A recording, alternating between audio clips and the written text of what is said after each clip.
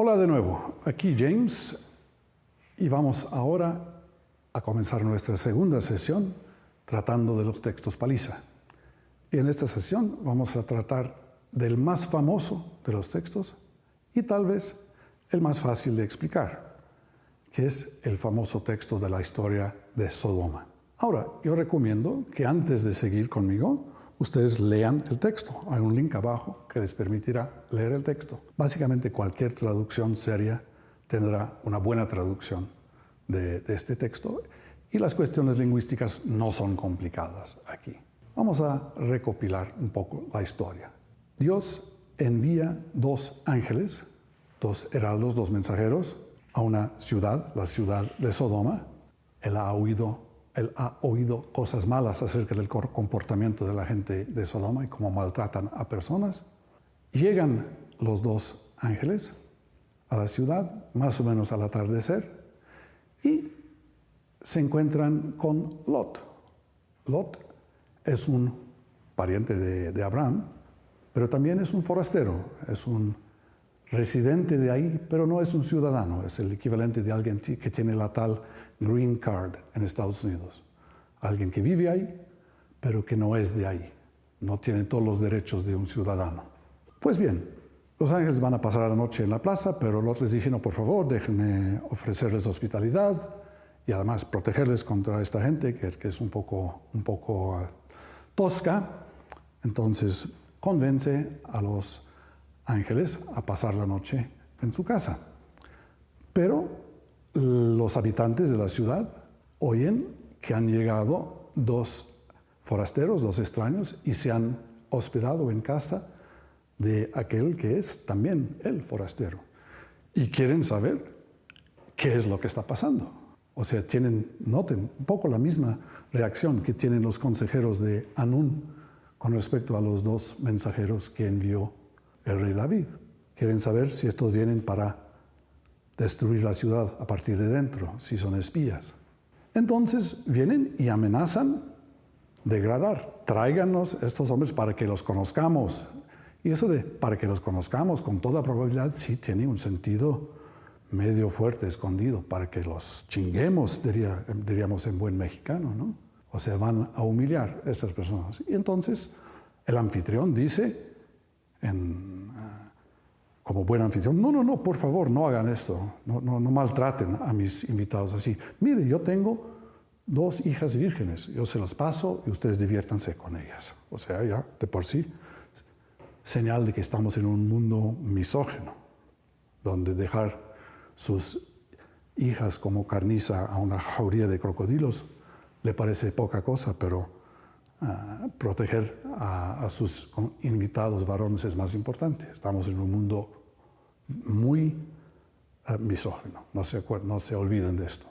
Pero la gente de Sodoma, los sodomitas, no quieren saber de esto y comienzan a atacar la puerta de la casa de Lot, pero por suerte los ángeles echan un poco de polvo mágico y se confunden, los sodomitas no consiguen entrar en la puerta y se zafan tanto los invitados como las hijas y escapan de la rabia de los sodomitas que pasan la noche encegándose frente a la puerta. Al día siguiente se escapan todos de la ciudad. La señora de Lot, como si ustedes se acuerdan, se vuelve hacia la ciudad y se torna en un pilar de sal. Y estando ya Lot y sus hijas a cierta distancia, cae una lluvia de azufre y destruye completamente la ciudad de Sodoma. Pues este es el relato. Y viene después el hecho de que las pobres hijas de Lot se han quedado sin novios, porque sus novios eran buenos muchachos sodomitas de la ciudad, que han quedado todos destruidos, entonces necesitan de alguna manera tener hijos. Entonces deciden que la mejor manera de hacerlo es emborrachar al papá, y mientras el papá está borracho, acostarse con él, y cada una queda grávida, queda preñada por él en esta situación, digamos, también medio chusca, ¿verdad? ¿No? Los tales valores familiares del Antiguo Testamento son medio fuertes en este sentido. Pues bien, esta es la historia tal y como está en la Biblia. Ahora, lo interesante es que a nadie en el mundo antiguo se le ocurrió que este texto tenía cualquier cosa que ver con lo que nosotros llamamos la homosexualidad. Para los lectores antiguos era perfectamente evidente que el pecado de Sodoma fue el maltrato a personas precarias, marginalizadas y a los forasteros. Este es el texto de Ezequiel 16, donde el profeta Ezequiel habla de Sodoma. Juro por mi vida, oráculo del Señor Dios, que Sodoma, tu hermana, y sus poblados no han obrado como habéis obrado tú y tus villas. Mira, ese fue el delito de Sodoma, tu hermana, soberbia, hartura de pan y bienestar apacible tuvieran ella y sus villas, pero no dio una mano al desgraciado y al pobre. Se engrieron frente a mí, cometieron abominaciones y las quité de en medio en cuanto lo vi. Pues bien, como ustedes acaban de ver, la explicación que da la propia Biblia sobre el relato de Sodoma, o sea, un texto importante como es Ezequiel, critica a Sodoma sin hacer mención alguna a la homosexualidad. ¿Por qué? Entendían muy bien el mismo código que entendió el rey David con respecto a los consejeros de Hanún, que entre los malos comportamientos de la gente de Sodoma era haber humillado gravemente o querido humillar a los invitados, gente precaria, del forastero Lot, también medio precario, y que esto era parte de un comportamiento de soberbia, exceso de riqueza, exceso de bienestar y desprecio a los pobres y marginados. O sea, una manera de comportarse mucho más parecido a lo de ciertos países nuestros de la actualidad que quieren quitar a los extranjeros, deportar a los migrantes, quitar de derechos a los que no tienen papeles. O sea, típico comportamiento de países ricos que desprecian a gente pobre y precaria. Esta es la interpretación que da el profeta Ezequiel de lo que está pasando aquí. En el libro de la sabiduría hay otra mención parecida. Y para no ir más lejos, en el Evangelio de San Mateo, Jesús trata la historia de exactamente la misma manera, pues Él envía sus mensajeros, sus discípulos, sus apóstoles, los enviados, a diferentes ciudades. Y algunos los reprocha, diciendo, será peor para ustedes Cafarnaún y Betsaida, por ejemplo, que Sodoma en el día del juicio, porque ustedes no recibieron mis enviados, ¿no? O sea, por haber rechazado los apóstoles, los discípulos, por no haberles ofrecido hospitalidad, les va a ir peor que a Sodoma. También, nada a ver con la homosexualidad y todo a ver con recibir gente precaria o marginal y darles hospitalidad. Esta es, digamos, la lectura que está contenida en los propios textos, tanto del Antiguo como del Nuevo Testamento. Curiosamente, fue un pensador, un filósofo judío, Filón de Alejandría, un contemporáneo más o menos de San Pablo, que fue el primero en utilizar el texto de Sodoma contra la gente gay, o contra lo que nosotros llamaríamos la gente gay. Y lo hizo como parte de una hostilidad que él mismo tenía con respecto a ciertas cosas que pasaban en la villa de Alejandría donde vivía. O sea, había una manera antigua de leer los textos y una manera moderna de leer el texto que comenzó después de la época de Jesús, de tratar este texto como algo que ver con relaciones entre personas del mismo sexo, como si esto fuera lo importante, como esto fuera lo importante de la historia.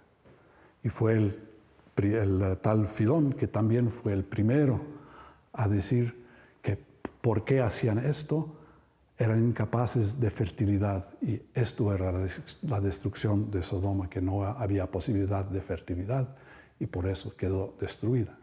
O sea, el vínculo por primera vez entre el llamado sexo no reproductivo y el castigo divino viene después de la época de Jesús y no, en primer lugar, en manos de un escritor cristiano, sino en manos de un escritor judío, un filósofo judío, cuyas escrituras luego serían tomados por algunos padres de la iglesia que lo hicieron todavía más estrecho y de ahí comienza a ver la interpretación de Sodoma contra la gente gay, que a partir de la Edad Media llegó a ser muy común en el mundo cristiano.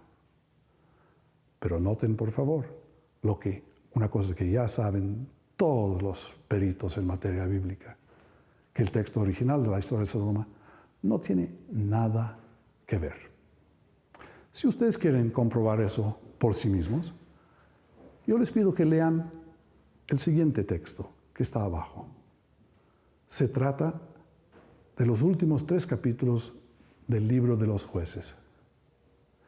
Y es una historia horrenda. La historia del levita y su concubina. Ustedes notarán al leer esta historia que con diferente reparto de personas es estructuralmente exactamente la misma historia de Sodoma y Gomorra.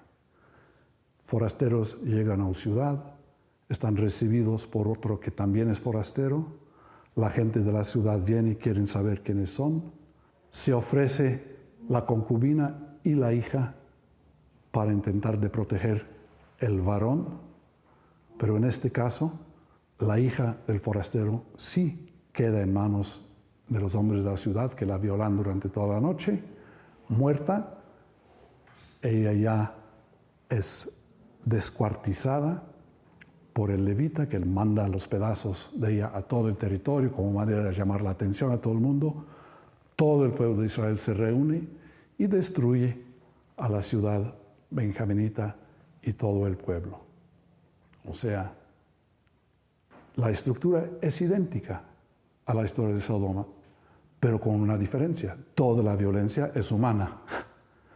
No es Dios con azufre que destruye la ciudad como castigo, y sí el ejército de todas las tribus de Israel.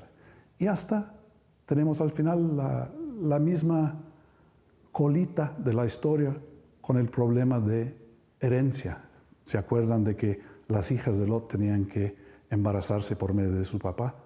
Pues sobreviven algunos de Benjamín, algunos ciudadanos de Gibeá consiguen sobrevivir y quedan sin mujeres porque han sido matadas todas las mujeres y niños de su pueblo. Entonces piden al resto del pueblo: ustedes quieren destruirnos, no nos van a dar mujeres para que nos reproduzcamos. Y el pueblo de Israel dice: ay, no podemos porque ya hemos jurado al Señor que no le vamos a dar a nadie. Pero, sin embargo, nuestras hijas van a salir a danzar en un festival de aquí a poco. Si ustedes se esconden detrás de los arbustos mientras ellas están danzando, sin que nadie se dé cuenta, ustedes las pueden prender, raptar y quedarán como esposas vuestras. O sea, les ofrecemos a que ustedes violen nuestras hijas para resolver este problema, sin que nosotros les hayamos dado a nadie y por eso que no hayamos quebrado nuestro juramento. O sea, bella historia. Pero ustedes, leyéndolo por ustedes mismos, verán que la estructura es idéntica a la de Sodoma y Gomorra. Y no hay absolutamente nada que ver con la homosexualidad, ni, dígase de paso, con la heterosexualidad. Pero eso sí, con un mundo misógino donde ciertos ritos de humillación eran muy conocidas. En nuestra tercera sesión vamos a comenzar a mirar los textos del libro del Levítico. Gracias.